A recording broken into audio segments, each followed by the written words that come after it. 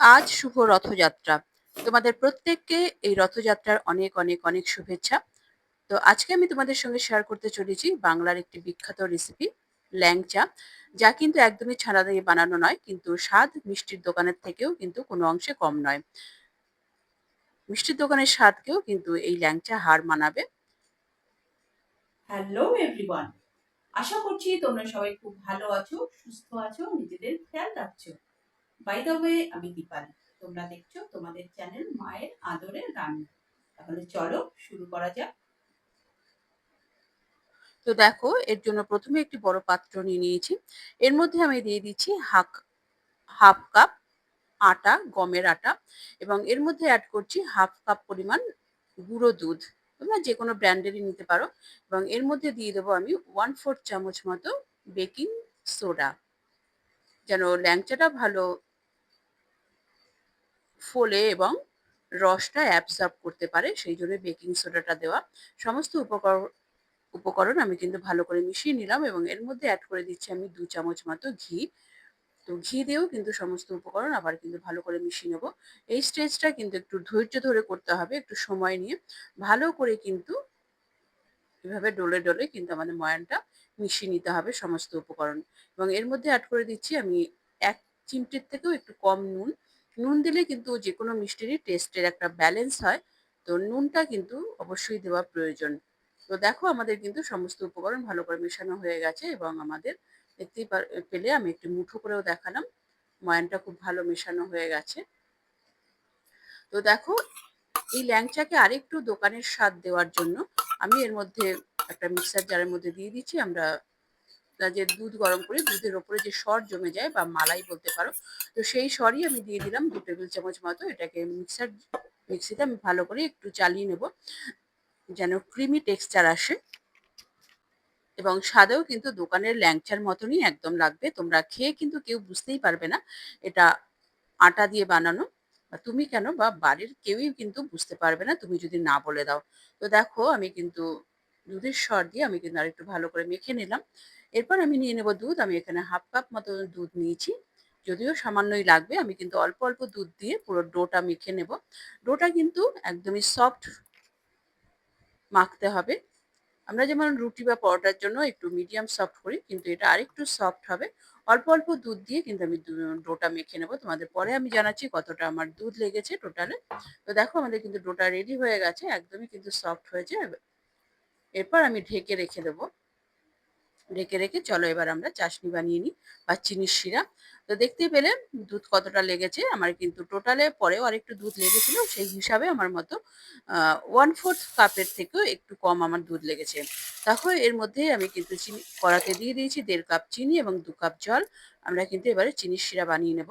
দুটো এলাচ কিন্তু আমি খোলাটা আলগা করে দিয়ে দিলাম এবং এর মধ্যে দিয়ে দিলাম 10 থেকে 12টা কেশরের ধাগা। তো দেখো, এখানে কিন্তু একতার বা দুতারের কোনো শিরা বানাতে হবে না। আমাদের কিন্তু চিনিটা মেল্ট হয়ে যাওয়ার পর 3-4 মিনিট আমাদের কিন্তু একটু ফুটিয়ে নিলেই হবে মিডল ফ্লেমে। এই দেখতে পাচ্ছ তেলের মতো হাতে একটু চটচটে ভাব এলেই কিন্তু আমাদের চিনির শিরাটা রেডি হয়ে যাবে। আমাদের চিনির শিরা রেডি হয়ে গেছে।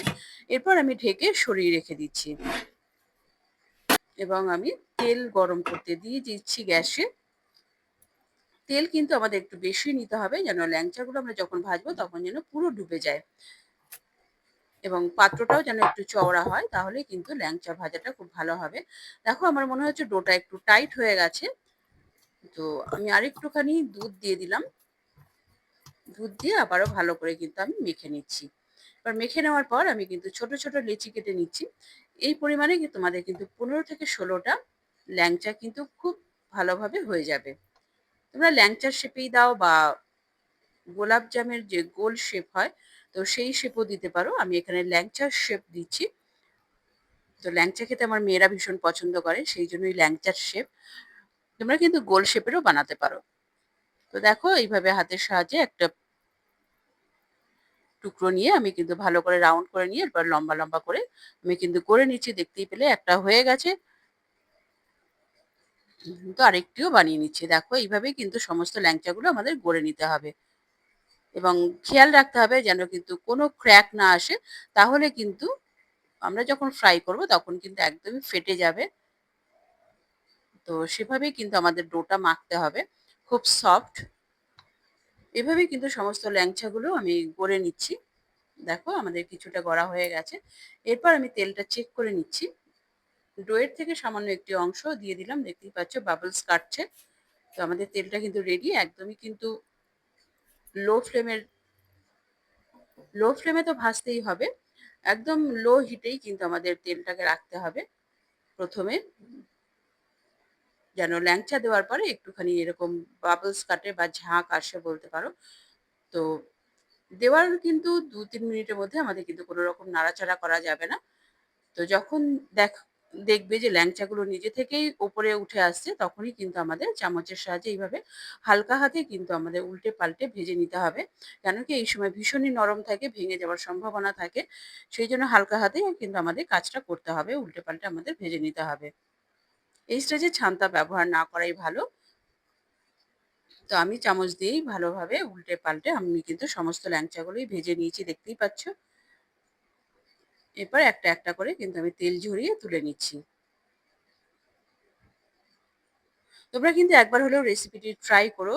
ভীষণই সুস্বাদু এবং বাড়ি থেকে বাচ্চা থেকে বুড়ো সবাই কিন্তু ভীষণই পছন্দ করবে। অবশ্যই যদি চিনিতে আপত্তি না থাকে তাদের। তো দেখো আমাদের কিন্তু একটা ব্যাচে ভাজা হয়ে গেছে। আমি কিন্তু তুলে নিয়ে সরাসরি চিনির শিরার মধ্যে দিয়ে দিচ্ছি। চিনির শিরাটাও কিন্তু হালকা গরম থাকতে হবে। একদমই কিন্তু ঠান্ডা হলে চলবে না। হালকা গরম অবস্থাতেই কিন্তু আমাদের ল্যাংচাগুলো দিয়ে দিতে হবে। আমি ভালো করে নাড়াচাড়া করে নেওয়ার পর আমি কিন্তু ঢাকনা বন্ধ করে আবার রেখে দিচ্ছি। আমাদের কিন্তু নেক্সট ব্যাচে যখন আমরা ল্যাংচা ভাজবো তখনও কিন্তু তেলের টেম্পারেচারটা একটুখানি ডাউন করে নিতে হবে। গ্যাস অফ করে তারপরে কিন্তু আমাদের ল্যাংচাগুলো দিতে হবে।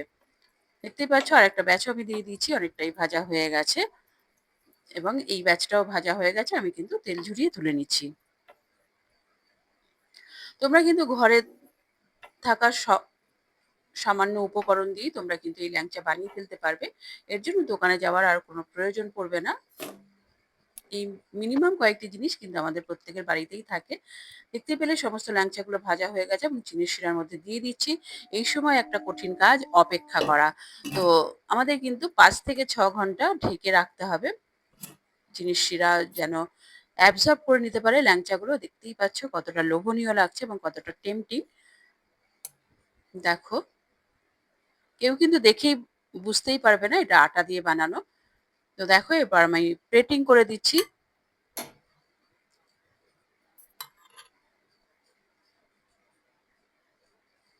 দেখে মনে হচ্ছে তো দোকান থেকে কেনা বা দোকান থেকে কিনে এনে সাজিয়ে রেখেছি। রেসিপিটি ভালো লাগলে লাইক করে দিও এবং তোমার প্রিয়জনদের সঙ্গে প্রচুর শেয়ার করো এবং আরো এই ধরনের নিত্য নতুন রেসিপি দেখার জন্য চ্যানেলটির সঙ্গে জুড়ে থাকো। চ্যানেলে যারা নতুন এসেছো তারা চ্যানেলটিকে সাবস্ক্রাইব করে বেল আইকনটি প্রেস করে রাখো যেন পরবর্তী নোটিফিকেশন সবার আগে তোমার কাছে পৌঁছায়। দেখতেই পেলে আমি আরেকটি প্লেটে দুটো ল্যাংচা রেখে আমি কিন্তু কাট করে তোমাদের দেখাচ্ছি। দেখো একদম রসে পরিপূর্ণ ল্যাংচা কতটা রস অ্যাবজর্ব করেছে এবং পারফেক্ট তৈরি হয়েছে। দেখে বুঝতেই পারছো। আমি তোমাদের দেখাচ্ছি। দেখো আমি কিন্তু খুব বেশি প্রেসও করছি না, হালকা হাতেই তোমাদের দেখাচ্ছি এবং আরেকটিও অন্যভাবে কাট করে দেখাচ্ছি লম্বাভাবে। তাহলেই বুঝতে পারবে কতটা জালিদার হয়েছে এবং কতটা রসে পরিপূর্ণ হয়েছে আমাদের ল্যাংচা। খেতে কিন্তু দুর্দান্ত হয়েছিল। দেখো আমি তোমাদের দেখাচ্ছি। দেখো দেখে বুঝতে পারছো একদম রসে পরিপূর্ণ। দেখে কিন্তু বোঝাই যাচ্ছে না এটা আটা দিয়ে বানানো। তোমরা ঝটপট যাও এবং ঝটপট কিন্তু বানিয়ে বাড়ির সবাইকে অবাক করে দাও। পরবর্তী এপিসোডে আবার দেখা হবে। ততক্ষণের জন্য নমস্কার, ধন্যবাদ। জয় বলরাম, জয় সুভদ্রা, জয়